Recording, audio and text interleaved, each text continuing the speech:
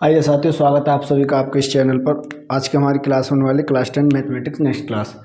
तो इससे पहले हम एक्सरसाइज हमारी चल रही है 1.2। इससे पहली क्लास में इससे पहले 3 क्वेश्चन हम डिस्कशन कर चुके थे, जिसका लिंक आपको उस वीडियो का लिंक इस वीडियो के डिस्क्रिप्शन में मिल जाएगा। तो चलते हैं हमारे नेक्स्ट, तो क्वेश्चन नंबर 4 पर चलते हैं। इससे पहले हम 3 क्वेश्चन डिस्कशन कर चुके हैं इस चैप्टर के, यानी इस एक्सरसाइज के। तो चलिए चलते हैं साथियों। तो क्वेश्चन नंबर 4, क्वेश्चन नंबर 4 में क्या है? क्वेश्चन नंबर 4 में एचसीएफ 306 व 657 का कितना दिया है आपका 9। तो एलसीएम 306 और 657 का एलसीएम ज्ञात करना है यहाँ पर। तो सबसे पहले एक फॉर्मूला होता है आपका, जैसे दो संख्याएं हो ए गुणा बी, यानी ये दो संख्याएं वो बराबर होता है आपका एलसीएम और गुणा एचसीएफ। ये आपका हमेशा बराबर, यानी किन्हीं दो संख्याओं का एलसीएम व एचसीएफ उन दो संख्याओं का गुणनफल के क्या होता है? बराबर होता है। ठीक, तो इसी तरह यहाँ पर करेंगे। तो सबसे पहले संख्या हमने ए बी कौन सी है? 306 एक संख्या, और गुणा में दूसरी संख्या कौन सा आपकी? 657। ठीक, बराबर एलसीएम हमको एलसीएम ज्ञात करना है। एचसीएफ आपका 9 दिया हुआ है, तो एलसीएम ये हमें ज्ञात करना है एलसीएम, और गुणा एचसीएफ कितना दिया आपका? 9। ठीक, तो एलसीएम ज्ञात करने के लिए ये इनटू में 9 है, तो इधर को आके ये काय में चली जाएगी? डिवाइड, यानी भाग में। तो एलसीएम बराबर क्या बचेगा आपका? यानी एलसीएम बराबर में बचेगा आपका 306 गुणे में 657 बटे 9, यही बचेगा। तो ये यहाँ पर अभी 9 से काट दीजिए आप, तो 9 तिया 27, 3 बचे 9 चौक 36। तो ये आ गया एलसीएम बराबर कितना आ जाएगा आपका? 34 गुणा में 657। ठीक, इसकी मल्टीप्लाई कर दीजिए यहाँ पर। तो 657 में जब आप 34 की गुणा करोगे तो 4 7 28 का 8 का हासिल को 2, 4 5 20 2 22 का 2 का हासिल 2, 4 6 24 और 2 26 प्लस लगा 3 के 3 7 21 एक हासिल को 2, 3 5 15 2 17 7 हासिल को 1, 3 6 18 19। तो ये हो जाएगा 8 3 7 6 13 हासिल 1, 9 2 का 12 2 का हासिल 1 1 और 1 2। तो ये हो जाएगा आपका एलसीएम जो आ गया आपका 22,338। यही आपका फाइनल आंसर होगा। ठीक, तो यानी इन दो संख्याओं का एचसीएफ दिया 9, एलसीएम इन दो संख्याओं को ज्ञात करना। तो हमें पता है आपका दो संख्याओं का गुणनफल उनके एलसीएम तथा एचसीएफ के गुणनफल के बराबर होता है।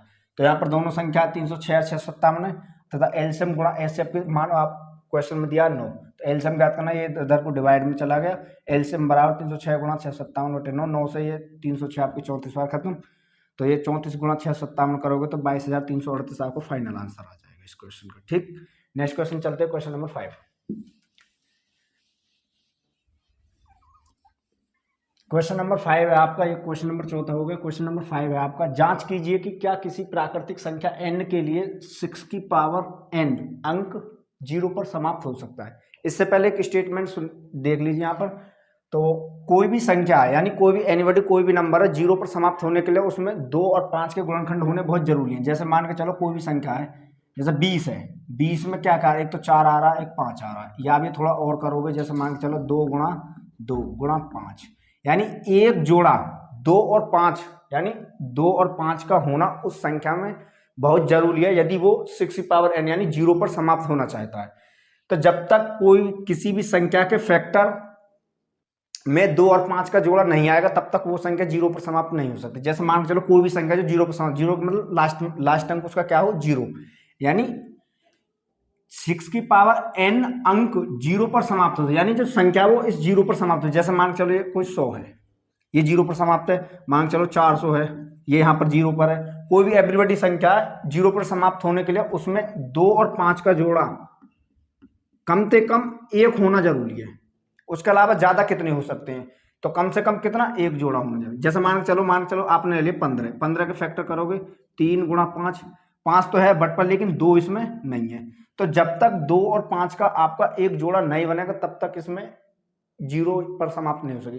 चलो बाई चांस इसमें 1 2 होती गुणा 2, तो ये कितना हो जाएगा आपका? 5 या 15 2 30, तो ये 0 पर समाप्त होगा ना। कौन सी कंडीशन होगी?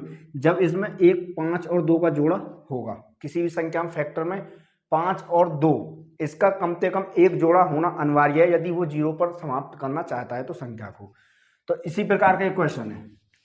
तो यहाँ पर क्या कह रहा? 6 की पावर n 0 पर समाप्त हो सकती है या नहीं? 6 की पावर n क्या? कोई भी नंबर है n, यहाँ जगह n नेचुरल नंबर, उसने कह दिया n के लिए, यानी किसी प्राकृतिक संख्या n, तो n क्या नेचुरल नंबर 1 2 3 4 यानी कोई भी इन्फिनाइट तक हूं मैं तो कितने रख सकूं यहाँ पर।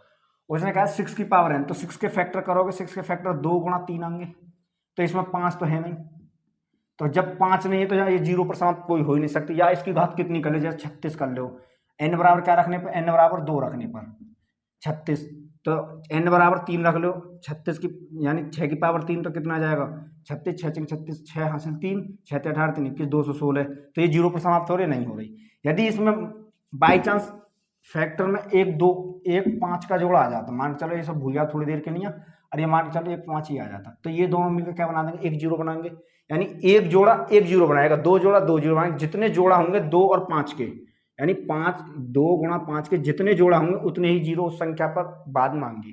जैसे ये क्या इनकी गुणा करो, 2 3 6 6 5 30, 2 और 5 का क्या जोड़ा 1, तो 30 कितने हो जाएंगे 1 0 पर समाप्त।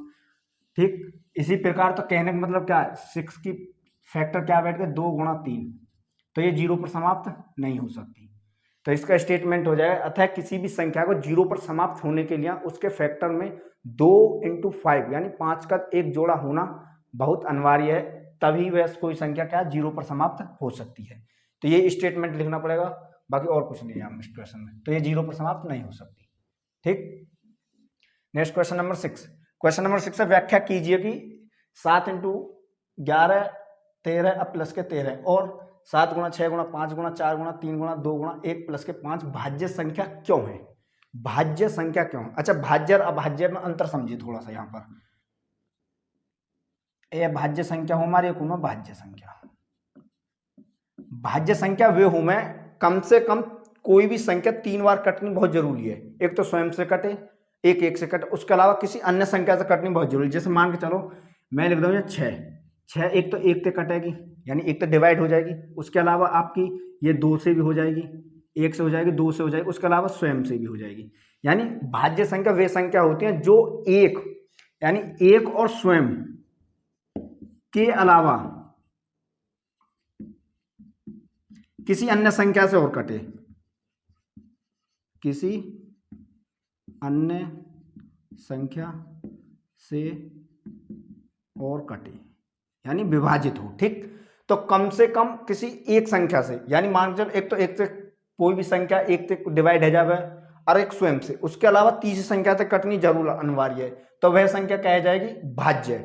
और अभाज्य में क्या, अभाज्य में वे संख्या जो केवल स्वयं से कटे और एक से कटे, यानी एक से कटे और स्वयं से कटे, वे संख्या अभाज्य। जैसे मान के चलो 5 है, 7 है, 13 है, 19 है, 19 के बाद आपका 23 है और बहुत सी संख्याएं, ये क्या एक तो एक से कटेगी ये और एक स्वयं से कटेगी, इसके अलावा किसी संख्या से नहीं कटेंगे, तो वे अभाज्य संख्या हो जाएंगी।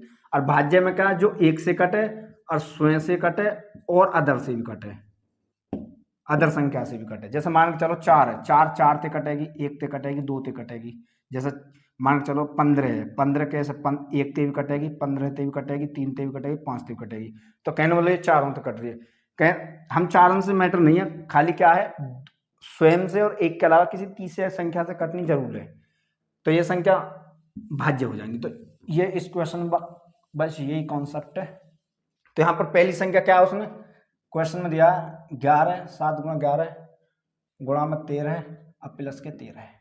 ठीक, अच्छा ये भाज्य क्यों है, तो इनमें से इन दोनों ये संख्या यहाँ इंटू मारी कि यहाँ, तो दोनों में से क्या कॉमन नजर आ रहा है, 13 कॉमन नजर आ रहा है। यहाँ पर 13 लेते हैं, 7 गुणा में 11 प्लस के 1 बचेगा यहाँ पर। अब 13 गुणा में ये कितना है 77 है, कितने है जाएंगे 78।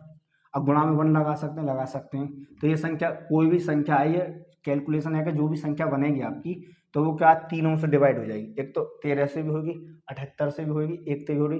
उसके अलावा जो सॉल्यूशन है क्या आएगा, वो 3 संख्या से सॉल्यूशन कितना आ जाएगा, तो 13 में 104 का 4 हासिल को 10, 13 7 91 और 10 आपके हो जाएंगे 101।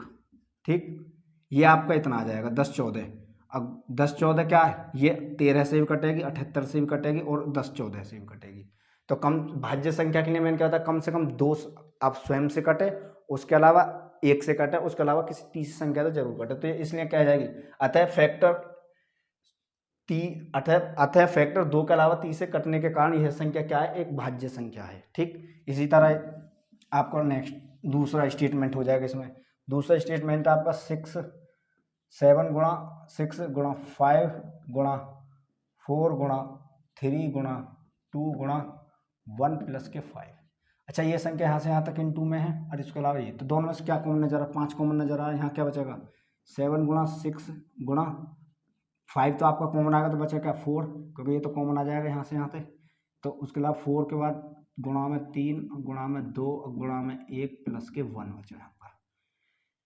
तो ये कितना हो जाएगा आपका 7 ये 5 गुणा में कितना हो जाएगा, 7 42 और गुणा में 4 × 12 12 दूनी 24 गुणा में 24, अब प्लस के क्या चल रहा है 1।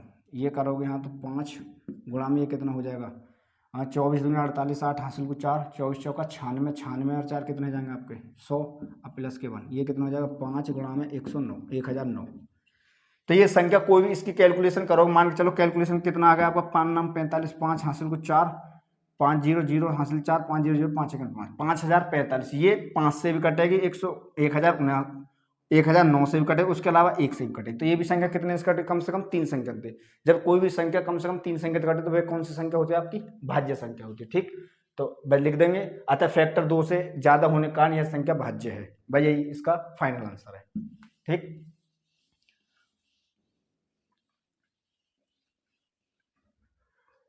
नेक्स्ट क्वेश्चन हो जाएगा 6। नेक्स्ट क्वेश्चन आपका 7। किसी खेल के मैदान के चारों ओर एक वृत्ताकार पथ है। इस मैदान का एक चक्कर लगाने में सोनिया 18 मिनट लेती है। कितने मिनट ले रही है, 18 मिनट। सोनिया एक वृत्ताकार पथ को एक चक्कर लगाने में उसको 18 मिनट लगते हैं, जबकि इसी मैदान का चक्कर लगाने में रवि को 12 मिनट लगते हैं। रवि को कितना मिनट लग रहा है, 12 मिनट लगते हैं। ठीक, तो मान लीजिए वे दोनों एक ही स्थान और एक ही समय पर चलना प्रारंभ करते हैं और एक ही दिशा में, तो वह पुनः किस स्थान पर दोबारा मिलेंगे। अगर कोई क्वेश्चन है, अगर को पुनः वे दोनों किस समय एक स्थान पर मिलेंगे, यानी एक बिंदु पर। मान चलिए ये कोई वृत्ताकार पथ है। ठीक, ये कोई एक पॉइंट थे, यहाँ तो उन्होंने चलना स्टार्ट किया, यानी सोनिया ने और उसके बाद रवि ने। ठीक, यहाँ से चलना उन्होंने स्टार्ट किया। सोनिया जो है आपका एक चक्कर पूरा कितने मिनट में लगा रही है, 18 मिनट में। ठीक, उसके अलावा रवि जो चक्कर लगा रहा पूरा कितने मिनट में लगा रहा है, वो आपका 12 मिनट में लगा रहा है। तो वे ऐसा कौन सा समय आएगा जब एक बार चलने के बाद इनमें डिफरेंट तो होगा, ऐसा कौन सा समय आएगा कि वे दोनों कहीं ना कहीं एक बिंदु पर ही मिल जाएं, एस और आर, सोनिया और रवि दोनों एक ही बिंदु। तो कितने समय बाद वे दोनों एक ही बिंदु पर मिल जाएं, तो एक ही बिंदु पर मिलेंगे तो कम से कम समय लगेगा इनमें। तो क्या करेंगे यहाँ पर, तो 18 LCM ले लिया, 18 और 12 का। 18 और 12 का एलसीएम कितना हो जाएगा, तो आप देख लिए यहाँ पर, यहाँ काट लिए शॉर्ट तरीका से। 6 तिया 18, 6 दूनी 12, 3 एकन 3, 2 यूं ही रखा, 2 एकन 2, 1 1 आ गया यहाँ पर। तो कितना आ जाएगा एलसीएम इसका, 6 गुणा 3 गुणा 2, तो कितना है 6 तिया 18, 18 दूनी 36 मिनट। तो वे दोनों पुनः 36 मिनट बाद एक स्थान पर यानी एक बिंदु पर मिलेंगे। तो यहाँ पर एक्सरसाइज आपकी फिनिश। नेक्स्ट मिलेंगे एक्सरसाइज 1.3 के साथ। तो चलिए साथ चलते हैं। जय हिंद, जय भारत। तब तक बने रहिए हमारे साथ इसी तरह।